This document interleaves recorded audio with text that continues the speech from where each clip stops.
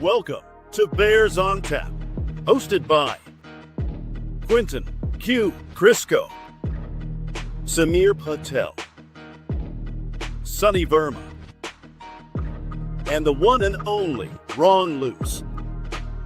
Bringing you all the news, analysis, and opinions on the charter franchise, Chicago Bears.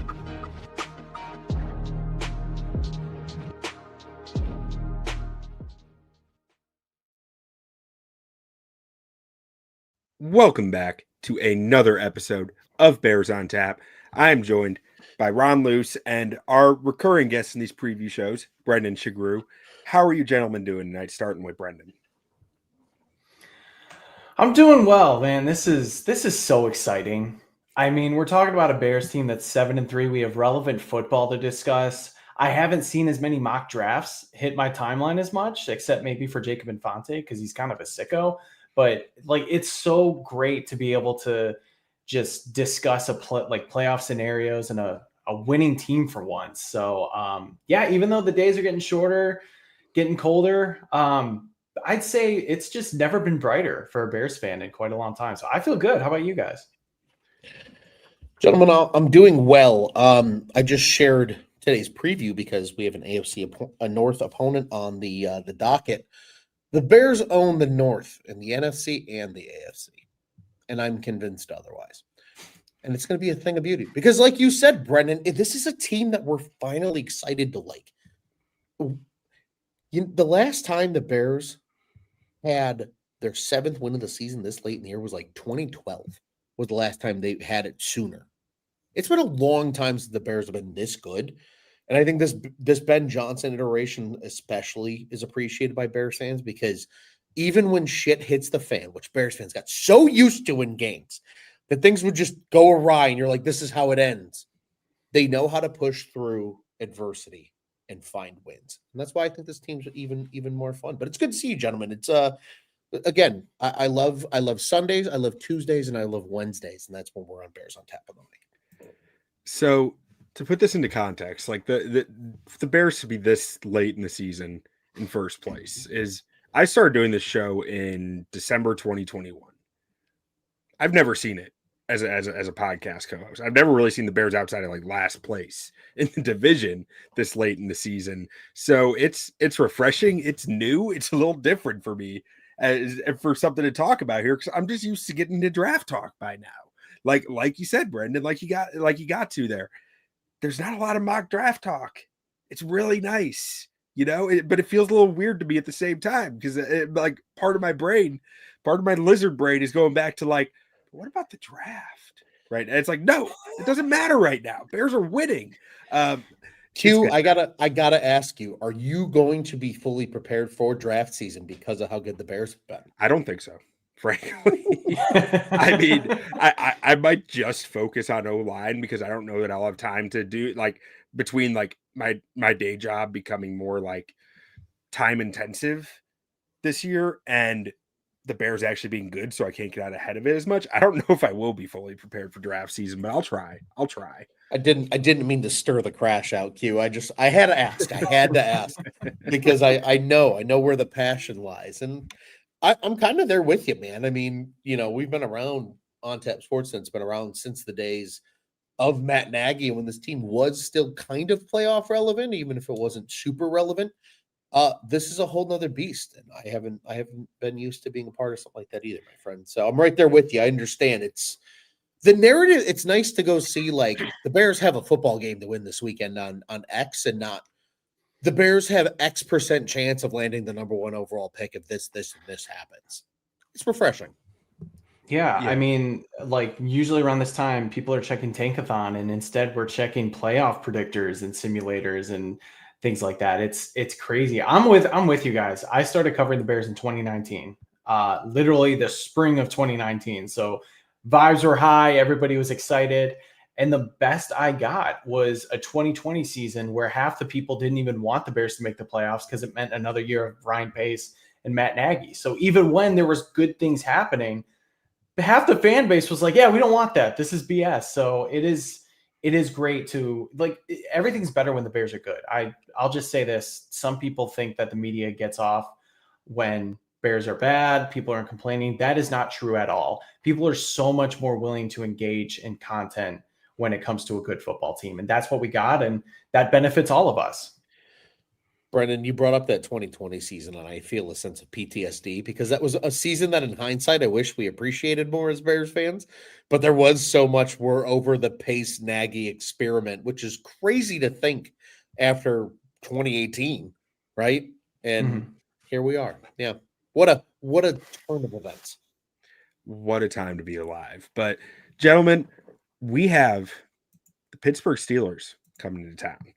And that means the bad man himself, Aaron Rodgers, will at the very least be at Soldier Field, the stadium that he owns, self-proclaimed, for the franchise self-proclaimed owns.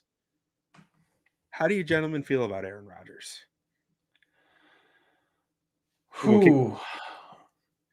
I'll start. I'll just say this. I don't hate him nearly as much as I used to. I know a lot of Bears fans still love seeing him get his ass kicked and just wish for nothing but bad things for him. As soon as he left the Packers, I kind of was like, you know what? It'd be kind of fun to see him succeed again, because then it would just put the Packers in their place a little bit. I hate the organization more than I do the player, but this does bring back old memories. And I know that he is pushing so hard to play this game. He's talked about it in the offseason, how much that the Bears games mean to him. He gets off on this when it comes to pissing off the fans and saying he owns you, and he just loves being the villain. Look, he's clearly not the same Aaron Rodgers. We all see that in the way he plays. Reminds me a lot of 45-year-old Tom Brady, where he's just standing in the pocket and he's delivering the ball within 1.2 seconds. But he can still make those throws, man. He's still dangerous. He knows how to read defenses. He can still just carve you up if you're not on your P's and Q's. And I'm always worried when he comes to Soldier Field, because we've seen it all. So even though he's brittle, even though he's broken, even though he's old, you still got to be afraid of the boogeyman. Ron, you got any thoughts on Aaron Rodgers going into this game? It's funny. I think Brendan and I have the same feeling, but maybe just for different reasons. Because I'm in the same bucket, Brendan. I didn't hate him as much when he left Green Bay. I think it was because he was the boogeyman for Green Bay. If he was the boogeyman for the Minnesota Vikings, I don't think I care as much. It's just because it's Green Bay. And it just gives us a franchise that already has a stink in the minds of Bears fans, just even more just stinky cheese vibes than before. But now that he's gone, it's you just appreciate, he was a great player. And it just sucked that he lived on getting off on beating up on Chicago Bears fans. You almost wish he played in the NFC South and beat up on New Orleans Saints fans or something instead. Right? You wish he did it for any other fan base, because from the outside looking in, you would enjoy it as an NFL football fan. But because the Bears were on the other side of it, it was never fun. I hope he's there. I hope he gets to see it one more time. But I really am going to take it a step further and hope he just doesn't play. Just take the week off, big dog.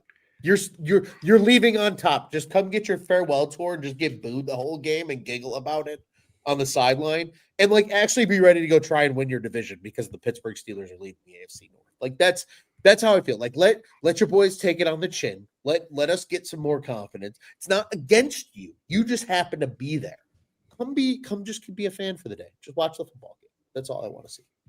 And just so we're all on the same page, any listeners, Rodgers did have a partial fracture, I guess, of his left hand, left forearm. What it was something along those lines. His wrist or something. Wrist. I think it's his wrist. Yeah, his wrist. Yeah. So there is serious doubt whether he can play this game. All the reports are saying that he is pushing hard to play this game. Of course he is, because, like you guys said, he cares a lot about this. He wants to play against the Bears. And frankly, there's some people out there saying, when I'm listening to some podcasts today previewing the week, and they're like, people out there saying they actually might like Mason Rudolph better running this offense. I have to hard disagree with that. Aaron Rodgers has 20 touchdowns and 7 interceptions on the season. He might not be the same Aaron Rodgers, but I still think he's operating at a higher level than Mason Rudolph does. And especially when you're talking about the game against the Bears, which he is definitely getting up for. I mean, this man had the audacity to scream at Bears fans in the end zone, "I own you." Like that, he cares a lot about this, and I care about it. I want to see him against the Bears. I want to see the Bears beat him. I want to see the Bears put him in the dirt, and I wouldn't want it any other way. I want to see the Brett Favre moment in Minnesota at University of Minnesota, getting taken down on frozen turf and ending his career. I never want to hope for injury, but like this is as close as you get to that in my mind, because I can't stand this guy.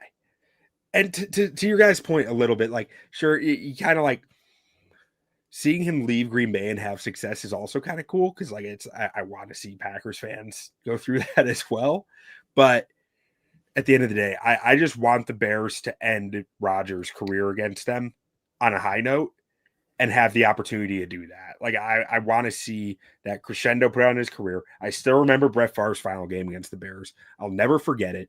I want that type of thing with Aaron Rodgers too, just for the finality of it.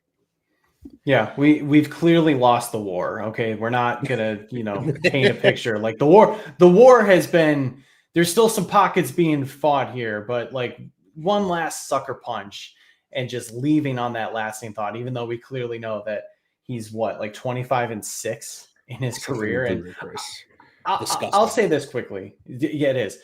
I'll say this quickly.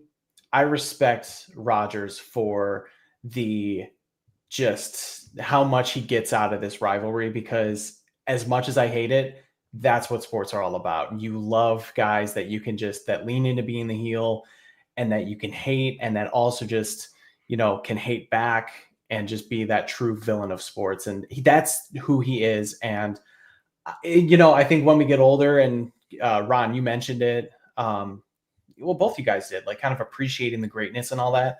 I think once he retires, we are going to just appreciate the quarterback he is, but also appreciate in a way how much at the very least he leaned into the Bears-Packers rivalry, because it makes sports great. I'll be sorry to see him go, but I will love to watch him leave. If Aaron Rodgers didn't lean into the rivalry, it's hard to say there's even a rivalry, like with the way that it's gone the last decade plus. If Aaron Rodgers was a nice, likable guy through all that, it'd be really hard to sit here and be like, I hate the Packers. So it's just like that, they're beating us with a smile on their face and a friendly, and they're just like as friendly as ever. Like I'm glad he was a heel that whole time, because it gave me something to hate. It gave the rivalry life. Yeah.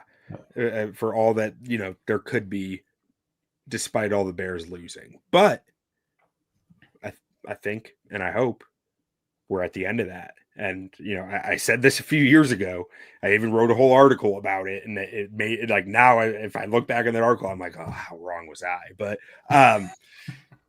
I think there's reason to believe that the Bears have turned that tide with the Packers at this point with Caleb Williams. We'll see in a few weeks. But when we're looking at the Steelers roster, is there anything that stands out with you guys? And I'll throw that one to Brendan first. Well, I'll start with offense. I just look at their three-headed monster at tight end. It scares me. It's kind of unfair. I mean, Jonnu Smith. First off, like when you look statistically, all these guys aren't maybe necessarily blowing you away statistically, because there's a lot of mouths to feed on that. But I just think that the combination of Jonnu Smith, Pat Freiermuth, and Darnell Washington, I almost said Darnell, right? It's just scary for opposing defenses. Yeah, right. Yeah, seriously. Can probably move the same too. No, it scares me. I think there's some potential big mismatches. I'm sure we'll get into that. That's really been the focal point of their offense. I know DK Metcalf is their wide receiver one, but after that, there really isn't much behind him at the receiver position.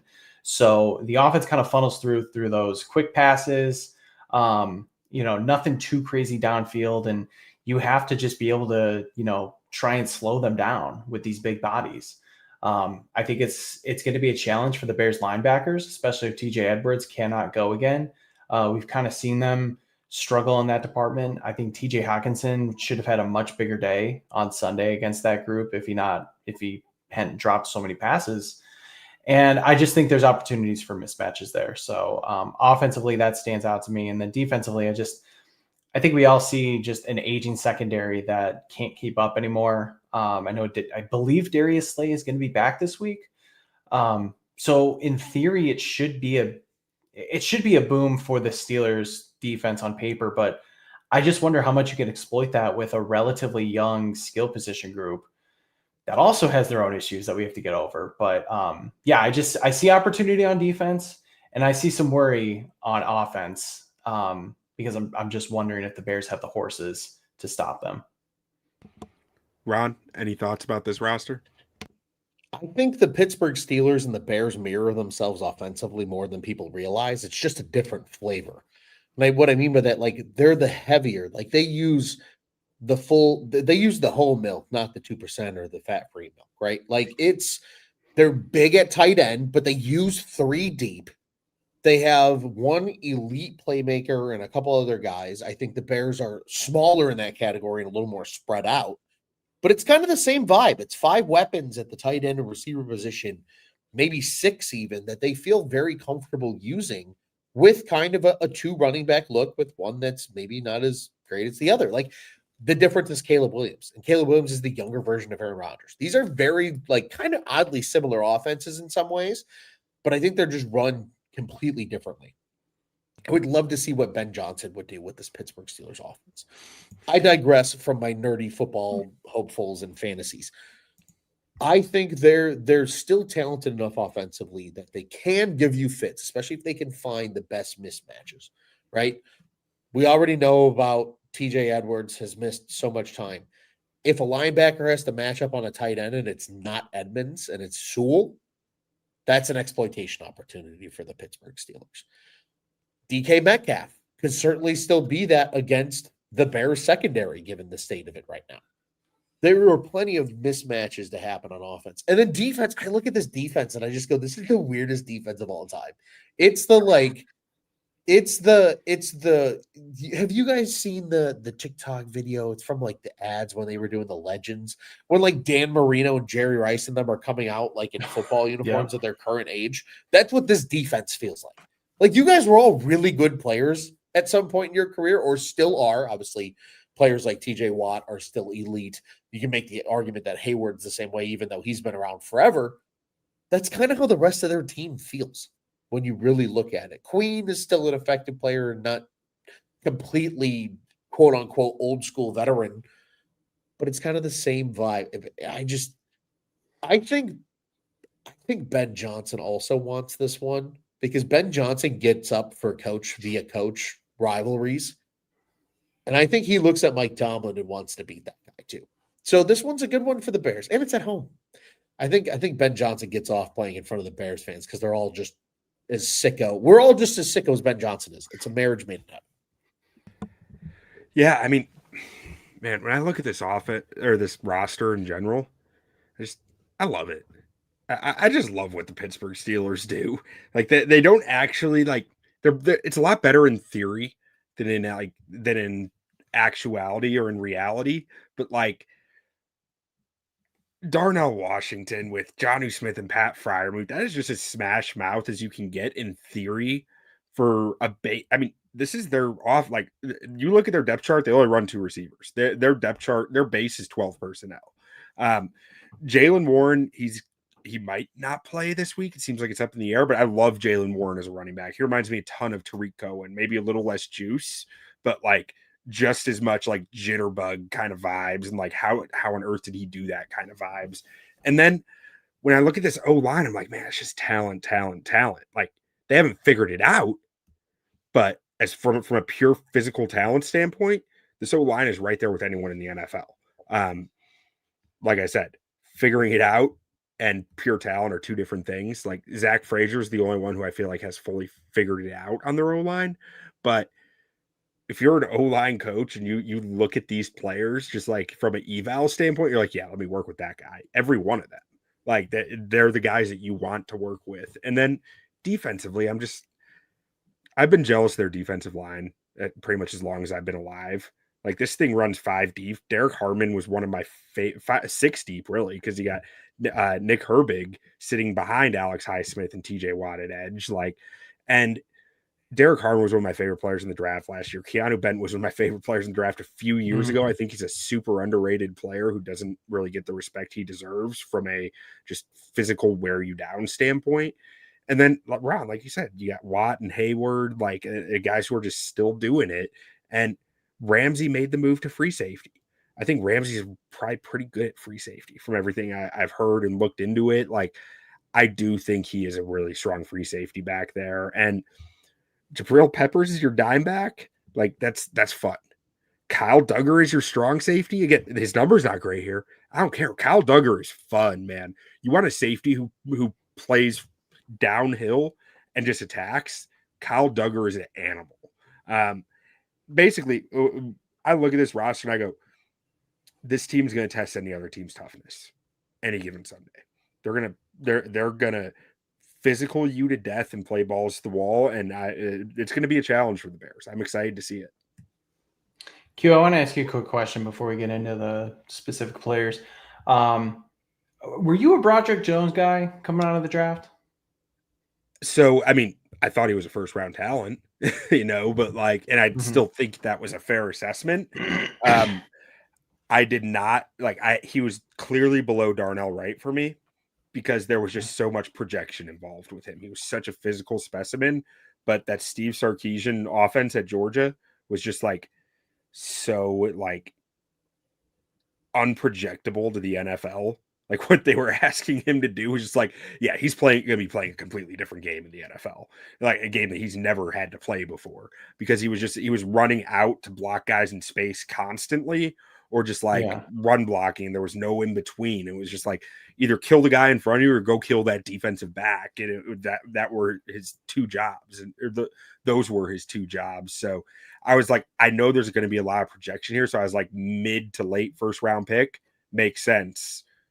Top 10? No, I didn't think he belonged there. Interesting. No, I'm just wondering because I just remember it's such a big talking point because the Bears obviously needed a tackle. Kind of seemed like it came down to 3 guys: Paris Johnson, Darnell Wright, Broderick Jones. And I just remember I was higher on Broderick Jones than I was Darnell Wright because I saw the athleticism and I was like, oh, this seems like something that could work really well in what the Bears offense at the time was going to ask of their tackle. Clearly I was wrong because Darnell Wright's been fantastic for the most part. In that Luke Getsy offense, it made sense. Broderick Jones made sense for how much they asked their guys to get out in space and run and move constantly and be athletes. I had that from a pure talent standpoint. I had it. Paris Johnson was a clear tier above Darnell Wright, and Darnell Wright was a clear tier above Broderick Jones, but Jones was the third for me. Gotcha. And Jones I probably had a higher ceiling on Jones for grade wise. He could have I probably put Darnell Wright in a Pro Bowl ceiling and Broderick Jones in an all pro ceiling because the physical talent was undeniable. Yeah. But you guys ready to get to our first segment here? Let's do it. The baddest man. All right, I'll toss this one over to Ron first. Who is the baddest man on the Pittsburgh Steelers? I'll keep it short and sweet, gentlemen. We already talked about him. I don't care how old he is or how he's playing the position. The guy lives to kill the Bears. If he plays, Aaron Rodgers is by far and beyond the baddest man on the Steelers to the Chicago Bears. But if he doesn't play, I think there's a host of guys you could go at that spot. And I'm curious to hear from you guys what you think. But I'm going to just stick with the easy one. Until he's for sure ruled out, the former number 12, now number 8, scares the living shit out of me at quarterback. I think that's a perfectly fair statement. I mean, if there's one game that I would expect Aaron Rodgers to play well in this year, it would be this game. We talked about playing before. He's going to get up for this one. But Brendan, where are you going for your baddest man on the Steelers? I figured Ron was going to say that. I mean, it's too easy. He is the definition of just a bad man. This is tough. There's a lot of options here because you're right, Q. When you talked about this, the roster itself is stacked. I truly wonder how well they can play together sometimes. But when they gel, they're tough to beat. You know what? Just maybe prisoner of the moment. I don't care, but I've loved this guy's game ever since he came out of the draft, and the Steelers are using him crazy well right now. Darnell Washington is a bad man. And I know he's not, like, you can go elsewhere. There's all pros on this team, but if you go back and watch the Bengals game, the amount of stiff arms that Darnell Wright was throwing around and throwing guys left and right from that Bengals defense, who I acknowledge is not a very good defense. But getting him out in space, when you see that guy run with the ball, it is scary. It is bad. It is frightening. And I could just see a scenario where the Steelers pull some misdirection. They keep the back seven, further back off the ball, and they're able to utilize the tight ends in space. And for as good as Tremaine Edmonds is playing, he's bouncing off Darnell Washington. We talked about just the concerns elsewhere at linebacker with Noah Sewell, without TJ Edwards. Good luck with Jaquan Brisker trying to bring him down. I know he likes to talk a big game, and then just the utilization of him in the blocking game. He's so athletic. They use him so much when it comes to, getting up to the second level to create running lanes for Gainwell or Warren. I'm scared of this man, and just because of just how well he's playing right now. And I think the Steelers had a pretty good offensive game plan against a Bengals defense that, unfortunately, I don't want to say it doesn't mirror the Bears defense, because the Bears can take the ball away at a much higher rate, but they still give up a ton of yards and can get, have those sustained drives. And I think that's where you can get killed with some of these tight ends. So, Darnell Wright is my bad man right now. Yeah, I mean, I think from the pure definition of what we're saying, like a player after the game looking back at the field, like, I never want to see that man again in my life. I think Darnell Washington is a very easy pick for that. As far as, like, unless you're like a defensive lineman, might be the only ones who might not say him. Every other position on the defense is probably saying him, because no one wants to tackle this guy. Like, it is hard to bring him down. His contact balance is just outrageous for a guy who is listed 270. He's 300 pounds. Like, he's 300 pounds. Shit, even DNs in the NFL nowadays aren't usually 6'7", 300. Yeah. He's an offensive tackle playing tight end. Yeah. Like, this dude's a mismatch for everybody. There's D tackles that don't want to try to go up against this guy. Yeah. He's just a physical freak that actually is athletic enough to play the position in space. And it's a thing of beauty. Yeah. Now, I have to think, and I'm sure every team in the NFL says this, but I have to think a big part of your game plan is going into this, just telling your defensive ends, like, I mean, Bears don't have a pass rush anyways, right? So it's like, whatever. You're just telling your defensive ends to smash this guy on the line of scrimmage every chance you get, right? Like, you're just saying, make him hurt, because that's our best chance to slow him down. Like, I say slow him down like he's like some massive presence statistically. He's not, but it's just like when he gets the ball in his hands, he's just a runaway train. Like, he has 290 yards on the season, but it's just when he has those moments, he's utterly unstoppable. Yeah, he has 2 games of over 60 yards a game. So, I mean, I know that's not like a huge sample size and everything, but clearly there's the opportunity. And he had, I think, a season high 5 targets this past week. So it is matchup dependent. But I do think with how the Bears are right now, it presents itself in a good matchup for him. Yeah. Now, man, for my baddest man,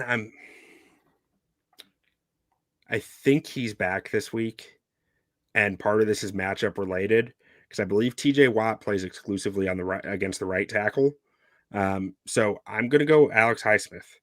I think Alex Highsmith has been in TJ Watt's shadow for a long time without a ton of good reason.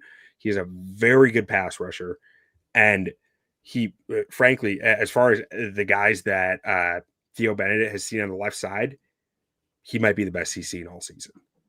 because he saw some Max Crosby on the right side. But that was only for like the first quarter of that game before Benedict moved to the left side. On the left side, I don't know that he's seen this caliber edge rusher before.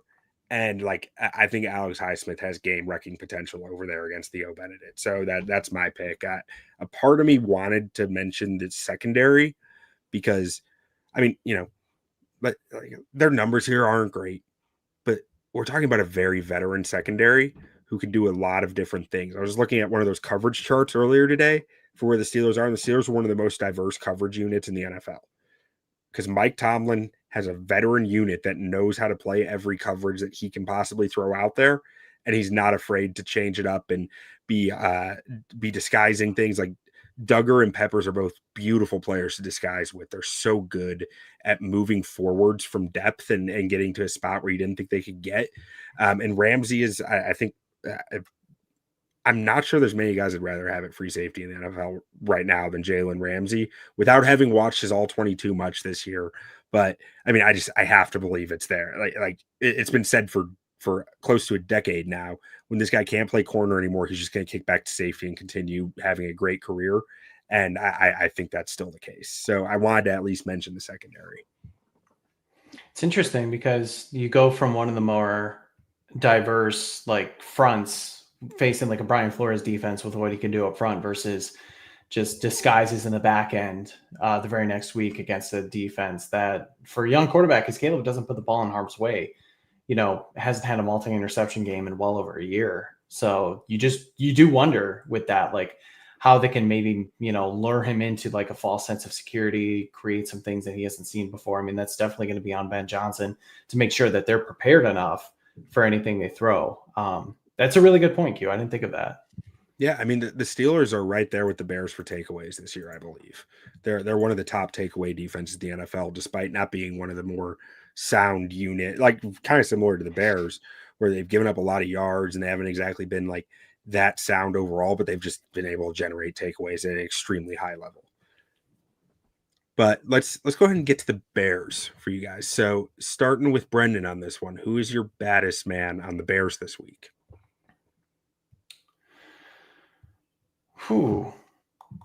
Let's see. I actually didn't do much better. I was so focused on the Steelers. I was thinking a little bit about this one. You know what? I think this is going to be. I'm just going to go Caleb Williams. Caleb Williams is a different guy at home, guys. I mean, his home road splits are pretty significant, I would say. The guy, kind of like what you said with Ben Johnson getting juiced up at home. I think Caleb just relishes playing in front of the home fans, and he's really bought into the Iceman nickname and just, being Captain Comeback, knowing that when he gets the ball in his hands, when time is running out, he can make magic happen. And I just think now over the last few weeks, that's culminated into a guy that just has no fear. And I know he didn't have his best game against the Vikings defense. We know Brian Flores threw the kitchen sink at him, and he still, was able to keep the ball out of harm's way, only took 2 sacks. If that's a bad game for Caleb Williams now, I mean, shoot, the bar is at a much higher level than it's been over the last, year or so. So look, I just think, maybe he's not like the best quarterback for this matchup with some of those disguises and, potential takeaways that the Steelers can create. But I'm just a big believer in him playing at home and getting up for this game, especially like with momentum. I think Caleb is a big momentum guy. And as they keep stacking wins, I think he just finds a way to elevate his play. So, I'm just going to go Caleb for this one. I like that. Ron, where are you thinking? I'm staying on the offensive side of the football, gentlemen, but I'm thinking about this game from a little different perspective. Because to complement Brendan's pick of Caleb Williams, there's very few defensive ends, edge rushers, linebackers, however you define them given your defense, that scare me no matter how good your quarterback is at escaping than TJ Watt. He's still that dude. Darnell Wright's going to have his hands full. And I think, big brain theory, the Bears are one of the teams in the NFL that are ahead of schedule because a lot of teams like to rush their best pass rusher against the right tackle. Having Darnell Wright makes a huge difference right now for the Chicago Bears. Penei Sewell's having that kind of difference in Detroit. You can nullify a lot of elite pass rushers with a really good right tackle. So because of that, Darnell Wright is my baddest man. The big teddy bear that looks like Jonah Jackson's younger clone at times is just spectacular. We've seen it all season. Even his worst games, Q, as we've broken down on the O-line shows, are still Pro Bowl level caliber games with a couple of mistakes. He's going to be such a difference maker because if Caleb Williams only has to worry about Smith and some of those other guys on the D line and not TJ Watt, I think Caleb Williams gets up at home and balls out against this aging Pittsburgh Steelers defense. But you got to protect the Iceman is not totally invincible. Ice can be broken, but Darnell Wright certainly takes load off of that concern. Yeah, I think that's a great pick. And I think Darnell Wright, needs, especially if I do have worries about Alex Highsmith on the other side, you got to lock up one side, so if Theo has been kind of a weak link on the left side, it means Wright's probably going a little unnoticed for how good he's been, because when pressure's coming from both sides, it's really hard to deal with that. Now for me, I'm going with Tyreek Stevenson. I'm assuming that he's going to play. Ooh. Because for the Bears to win, I think he needs to be a bad man. The Steelers just spam the DK Metcalf button in their pass game. They do. Like it's short stuff, or is DK going? Does he have single? Are we just going to toss this one up to DK? They have no problem tossing it up to DK. I have him in one fantasy league, and his numbers have been pretty dang solid because of it. He's also drawn a lot of pass interference penalties this year because DK fits the rest of that Steelers team of I'm a big bully and I can just do stuff that others can't. He's never really been in that elite receiver conversation, but he can just do like that downfield receiving game so well. Brendan, I'm sure you could talk at more depth of that, but to me, Tyreek needs to shut him down. Tyreek needs to take that away in this game for the Bears to win. So I need Tyreek Stevenson to be the baddest man on the field Sunday for the Bears to win this game. That's great. I actually wonder. I think Tyreek's a decent matchup for him. I kind of think Nashawn Wright might actually be an okay matchup for this guy, just with how big he is, how physical he can be, how he can kind of go step. He does get beat sometimes. I mean, we clearly saw that. The Jordan Addison mismatch was atrocious, just because that's not Nashawn Wright's game. DK Metcalf he's big, fast. When he gets a full head of steam, it is hard to beat him. But at the same time, I think with bigger cornerbacks, you can kind of push him off his game a little bit. And, he's not the best. I don't think he's the best recovery receiver, just because of the limitations that he has and, his breakdowns and change of direction. So I think Tyreek fits that as well. But I kind of wonder, not that it's going to be a really great matchup where, Nashawn Wright's going to shut him down, because he can't. That's just not the type of player he is. But I think he could take advantage of maybe some missed balls or, just with his length and physicality against DK. That's a good point too, because you're right. I feel like where Nashawn Wright really struggles, and where Tyreek Stevenson struggles some too, is against the route runners, against the guys who can get them in a position where those receivers can capitalize on. And I don't think that's DK. DK just wants to beat you with straight burner speed and physicality, right? Off the line. He's not really beating you on a lot of double moves, on a lot of fine technical route running, where I think either of these corners have a chance against him. But I think Tyreek is the more physical guy, and I need him to bring that physicality at the line of scrimmage. Definitely. I also wonder, gentlemen, just really quick, because I think this is kind of a fascinating topic. You can also probably place Wright against Metcalf with Byard over the top. And then your head-up matchups with Tyreek, with CJ Gardner-Johnson in the slot against these bigger tight ends, and with somebody like Edmonds as well in that position, right? And I wonder, like, how much does that then allow Dennis Allen to maybe send Noah Sewell on a blitz, or get Austin Booker in positions to take advantage of getting after Aaron Rodgers? It's going to be a really fascinating matchup game, I think, with some of those skill positions, arguably on both sides of the ball, but certainly the Bears defense versus the Steelers offense, just because of the physical traits that you guys have discussed. How much do we think CJ Gardner-Johnson can even play in this game? Hopefully a little bit. I'm just thinking from the personnel standpoint, if the Steelers are in a bunch of 12 and 13, you're gonna start running 3 linebackers out there. If Edwards isn't back, I'm not even sure who the Bears is. It Amen Ogbongbemiga or like Ogbongbemiga? I hope I even said Hippolyte? that. No, you did. Is Hippolyte? it? I mean, Yeah, that's the options aren't great, man. You're right. And Bears then, did just sign Bears did just sign the new linebacker today at their practice squad. Was it? Yeah. That could be I wonder what that means, because Sewell left the game, but he came back, right? Yes, he did. Okay. Yeah, no, that's a really fascinating question, guys, because I think that's something that, first off, with Ron's situation, I think you can definitely do something like that.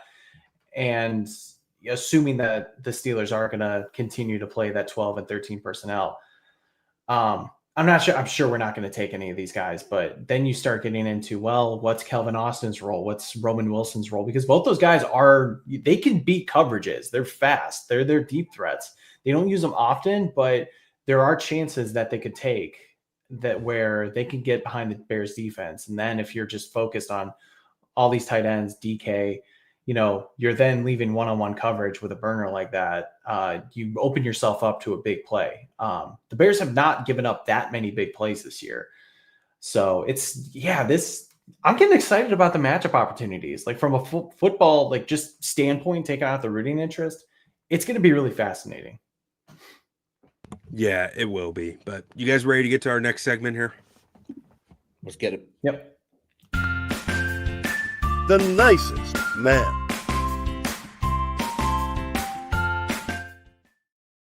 All right, kicking it over to Brendan. Who is your nicest man for the Chicago Bears this week? Oh, for the Chicago Bears. I want to take Theo, but I feel like you're going to take Theo, and you can go for better it. at that. I'm gonna take Theo. It's just, and you can speak to it better than I can, but the guy's really struggling right now. I know it's hard with the Brian Flores defense. He didn't face this defense in week 1, but it just feels like he's kind of hit that wall a little bit, and you can call it a rookie wall because it's not technically, but it's basically his rookie season. But it just feels like he's kind of plateaued, and he's just not playing well enough. I mean, playing next to Tooney has helped, but he's just getting beat constantly. I'm not going to get into the technical standpoint because you can speak better, but I just do not like what I see from Theo Bennett right now. It sucks because I don't know. You kind of you wonder like, well, is at this point, would Ozzie Trapillo be the same player? Could he do better after like having practices to continue to learn the left side better? I mean, it kind of seems crazy to me that the Bears would try this experiment in training camp. It kind of let it go up until, throughout the regular season and not even try him at left tackle aside for one play when he gets hurt. And obviously Braxton Jones, I think he's eligible to come off IR this week. You're not going to start him, but I'm just wondering, is this good enough with Theo Bennett, especially going against Alex Highsmith, where you can feel confident that, it's not going to disrupt the Bears offense too much. And frankly, I don't. I'm worried about the matchup, and he's not playing good enough ball right now.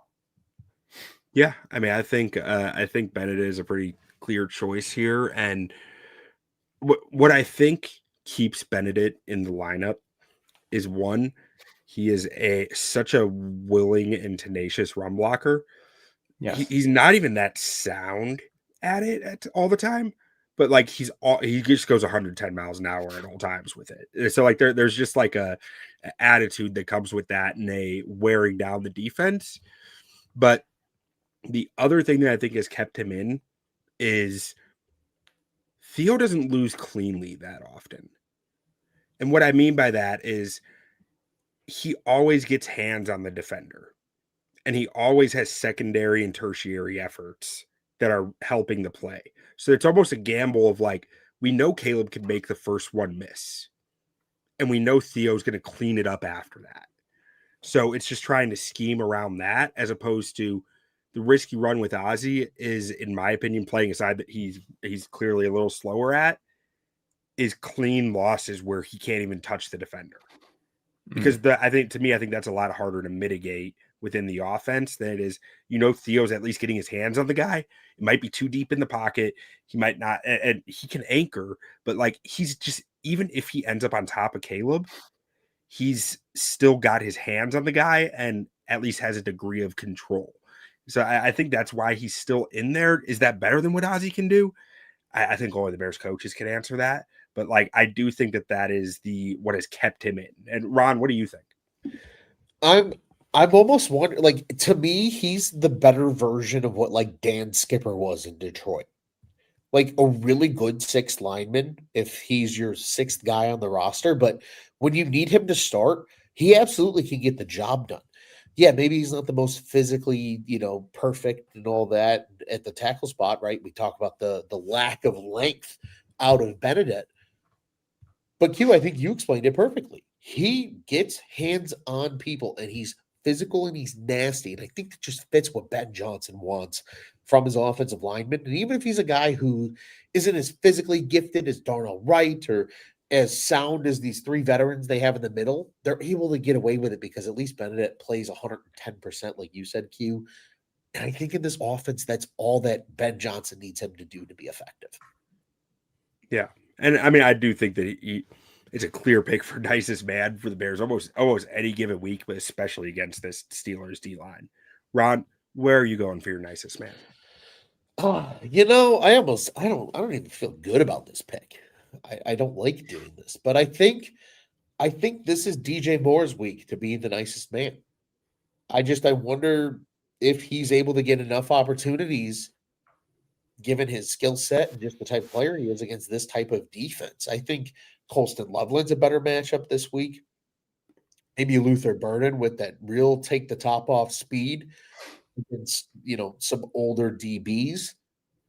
I hope DJ Moore proves me wrong, but this feels like the game where if DJ Moore was largely ineffective against the Vikings, let alone against, in my opinion, a defense with probably overall better athletes and maybe just better players at their given positions based on IQ and things like that. I think he could really struggle against the Steelers this week. So I'm gonna go ahead with number 2. I hope he proves me wrong, but that's where my heart's telling me to go. Ron, I'll raise you to the outside receivers in general. Like, and I almost see this pick as more of like a challenge to them, right? Like, they're going to get Steelers cornerbacks are going to get physical with them. I'm not worried about Burden in the slot. He'll be or like any of them in the slot, really. I think they'll be okay there. But it's on the outside against Joey Porter Jr. and Darius Slay, where I think those guys are going to be getting in their heads. They're going to be roughing them up at the line of scrimmage and getting them off their spots. I need them to prevent that. I need them to fight back against that. And so I'm just going the outside receivers in general for my nicest man pick as a challenge to them. I want to see them rise to the occasion and be the attackers, not the attackees. Well said. But let's go ahead and get to the Steelers here. Starting with Ron, who's your nicest man on the Steelers for this week? Oh, my nicest man. I don't even know. You know what? I'm going to be petty, gentlemen, just because I can be. I think the Steelers football team is a good football team. I really do. So I'm going to go ahead and use personal allegiances to pick somebody out. I think Roman Wilson is the nicest man on the Pittsburgh Steelers because he's a Michigan wide receiver. and I root for the Ohio State, and I just didn't think he was a very good receiver to begin with. But I have friends that are Michigan fans that are going to tell me otherwise. For that reason, he's my pick. I think Tyreek could shut him down. I think Nishan Wright could shut him down. And for that reason, I think everybody else is more effective on this team than he is, including the guys behind him on the depth chart, as were mentioned by you, Brendan, and Calvin Austin. Roman Wilson, Michigan Wolverine, nicest man. And Roman Wilson is just like, he just outsnapped Calvin Austin last week for the first time all year. He's only started 2 games all year, but it seems like, Grant, I picked up Roman Wilson in a few really deep fantasy leagues. So I was like, this is Aaron Rodgers kind of guy. Like, this is the guy that Aaron Rodgers is going to find and make good. I liked him coming out of Michigan, but he's a slot receiver in an offense that doesn't use a slot receiver. So it's kind of an odd fit. So I get where you're going with there. Brendan, where are you going for your nicest man? You know, I'm going to do something similar to what Ron just did, only for a different reason. My favorite football team in college is Notre Dame. But my second favorite college football team is the Iowa Hawkeyes. And guys, I was pounding the table for the Bears to draft Caleb Johnson. I thought he was going to be such a good player. He would fit in with his outside. I thought, even though like with Ben Johnson running maybe a slightly different scheme, the outside zones that he could run, I thought he would be like a good pro. Maybe not the best back in the draft, obviously, but like a good back that you could depend on as like a 3-down back. I did not see him having only 58 rushing yards all season on just falling completely behind to, I mean, Jalen Warren's a good back, but Kenneth Gainwell just becoming the clear number 2. He couldn't play special teams. He drops passes that come at his way. He just doesn't know his assignments. And the reason I'm bringing them out here as like a RB3 right now is because Jalen Warren may not play. And so you may actually see significant snaps from Caleb Johnson this week against the Bears. And just for a guy that was billed as, you know, maybe like a fringe first-round pick, early second-round pick, he's just done nothing. And it's hilarious to me that for somebody I pounded the table for, to see a guy like Kyle Monangai just run circles around him with production is hilarious. So Caleb Johnson, I love you. I thank you for the work that you did for the Iowa Hawkeyes. And right now you're just a nice man, even though you're wearing the exact same freaking colors. Should translate in the NFL if you wear green, gold and black to gold and black. I can't believe this is the same guy that led the Big Ten in rushing. Yeah, I mean, I think even the Caleb Johnson detractors in the draft did not imagine it going the way that it has this season. It felt like he was more of a, even for people who didn't like him, more of a high floor, low ceiling guy than a guy who's just not seeing the field. Yeah. Q, I'll give you that side of the argument. I was a very downer on Caleb Johnson coming out. I thought he was soft as a running back. That was kind of just my take on him. I just didn't think he fought through contact well. I didn't think it would be this bad though. I got him in one fantasy draft because I was just, you know what? I'm just going to take a shot because it's a dynasty league. We'll see what happens. He's already been traded off my roster. I didn't think it would be this bad. So I think that's a good pick, Brendan. And I'm sorry. I know it's hard when there's an allegiance there and a guy just doesn't do what you were hoping he would do. I get it. You know, I've been on that side of the pendulum a few times. It could be worse. I like that you said that. Very quick story. One of my very good friends, big Iowa Hawkeye fan, he was in a like dynasty league and he was drafting for rookies. He had 3rd pick, and again, big Hawkeye fan. And he's like, I kind of really like Caleb Johnson. What do you think? Do you think he's going to see a lot of snaps for the Steelers? I'm like, he should, but I'm like, at number 3 in that draft, when you have guys like Ted McMillan and just a ton of other receivers. We know Ashton Genty's going 1. I forget who went 2. He told me he ended up picking Caleb Johnson at 3. And I just think of that every now and again. And I'm like, you poor son of a bitch, man. Why would you do that? And I should ask him how he's feeling about that. I haven't talked to him about that specifically in a bit. I should. Yeah. Please do. I will say in most dynasty drafts that I had, it was always Genty and then Hampton.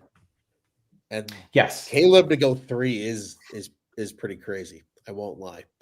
All right. So for my nicest man, I mean, as you guys made your cases, I was like, oh, what can I do from the college aspect? And I don't see a single Red Raider out here, so I can't go my favorite college team. And I only see one Big 12 player, and that's Zach Frazier. And Zach Frazier is certainly not a nice man. So I can't play the college game. I'm going with my original pick. I'm going with Patrick Queen. Patrick Queen had an awesome 1 year out of his 4 years, or maybe 4 or 5 years in Baltimore. The 1 year he played next to Roquan Smith, he was awesome. Got paid for it. Didn't live up to it again because he's not that guy at linebacker. And I think he's a guy you can get with. You can get with the play action. You can get him coming too hard downhill. You can get mismatches on him in coverage. I think Patrick Queen is a guy that you can attack, and it's a guy I expect the Bears to attack. Hell yeah. I almost had him, so that's a good pick. He did play better against the Bengals. I don't doubt it. I think he's just one of the only names you can really pick outside of like the guys that you already mentioned. I mean, there's just not a lot of this roster where you go like, oh, that's a weak spot, right? Like they are very solid across the board. But why don't we go ahead and get to our final segment here before we close this thing out? Keys to victory.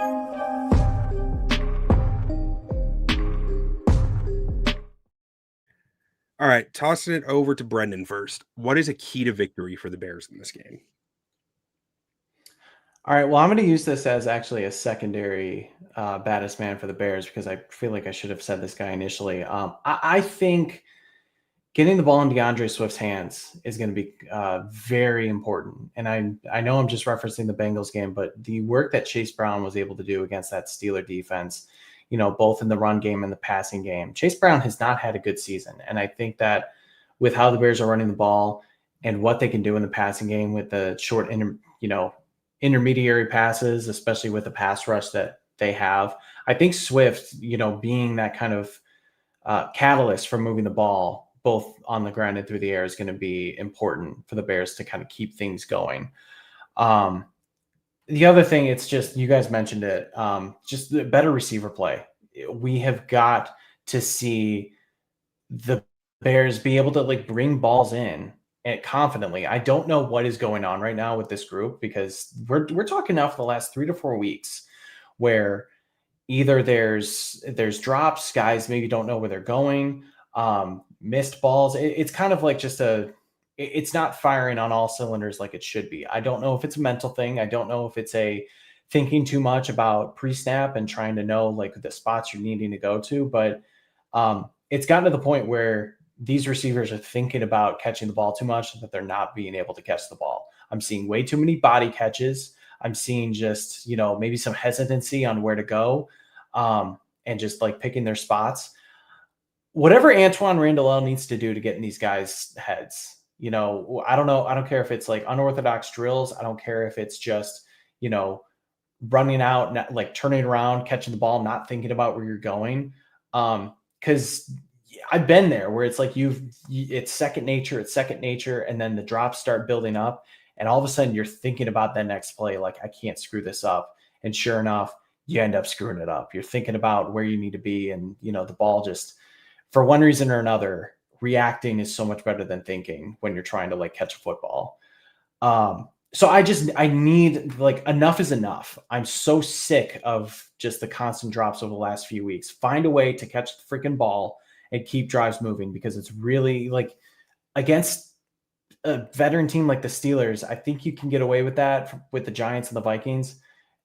We keep saying it, the whole, come from behind thing is not sustainable. So far it has been sustainable, but it is eventually going to come back to you.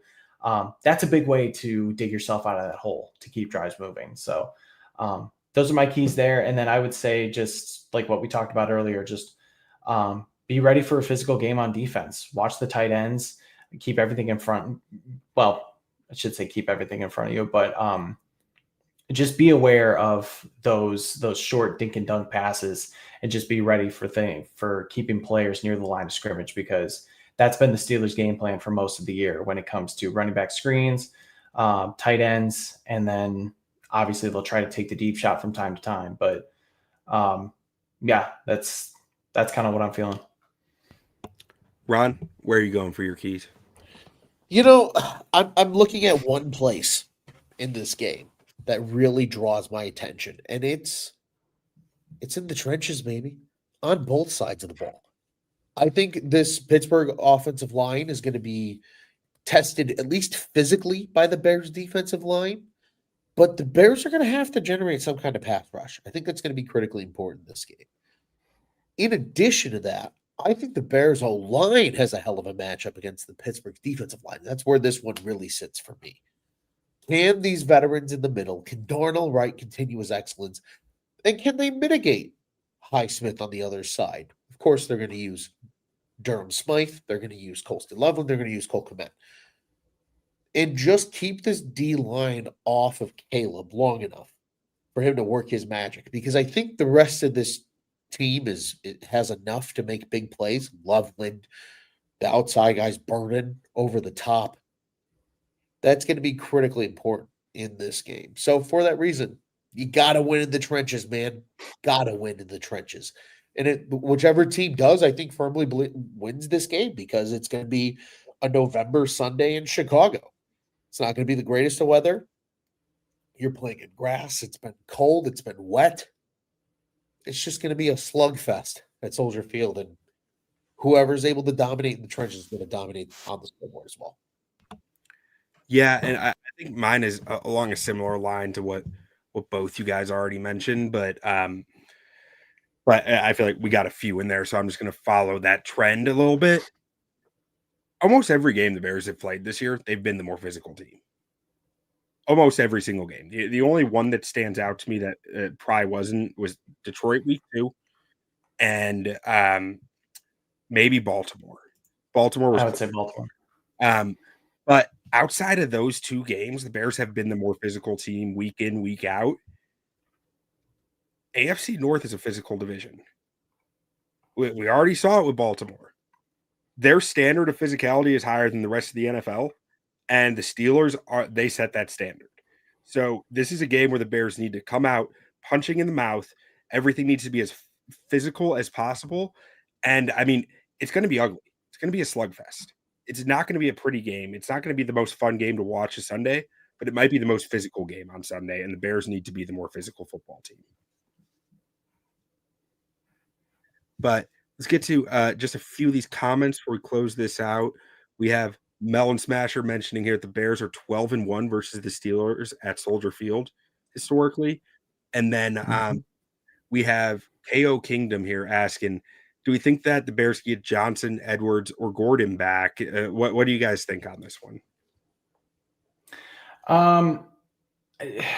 I think Johnson really does want to play. I mean, he's been, back at practice, list him questionable. I think the Bears, and I'm just guessing here, I put this out on Twitter earlier in the day. I believe the Bears are going to hold out Johnson and possibly Gordon until the Eagles game on Black Friday, because not only do you give them an extra week, but you also have an extended break on the back end to recover. And I think the Bears are going to try to play this smart, because now you're not just thinking about, December games, you're thinking about January games. And we've already seen both of these guys get re-injured coming back, whether it's too soon or re-aggravate things. So they're going to play it safer, bring him back on Friday, and then they get, 2 extra days to then get ready for that stretch run and hopefully be healthy for the rest of the season. I'm not sure about Edwards. I truly don't know. Yeah. Ron, any thoughts? I completely agree. I don't think any of those guys play. Genuinely. I think what you saw against the Vikings is pretty similar to what you're going to see here against the Steelers this weekend. And they just got to be like you said, Q, I think putting that perfectly. They got to be the more physical team, even on the defensive side of the football, especially. I think that's why CJ Gardner-Johnson has to have an impact in this game. They need his physicality, I think, more than anything else in the secondary to potentially change the outcomes of this game. So it's going to be fascinating to see. But I just don't think – I think you'll see those guys in the Eagles game. Brendan, I think you laid it out perfectly.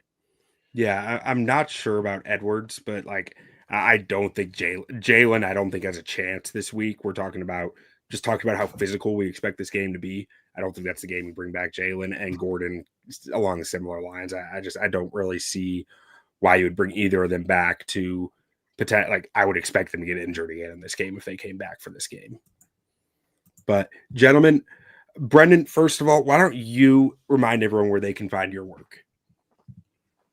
Yeah, you can check me out on Bears Wire, part of the USA Today Sports Media Group, and you can check me out on Twitter at Brendan Sugrue. That's Sugrue. All right, and guys, why don't we get out of here with a good old bear down, and then we will talk to everyone again next week. Bear down, baby. Bear down. Let's go. Bear down.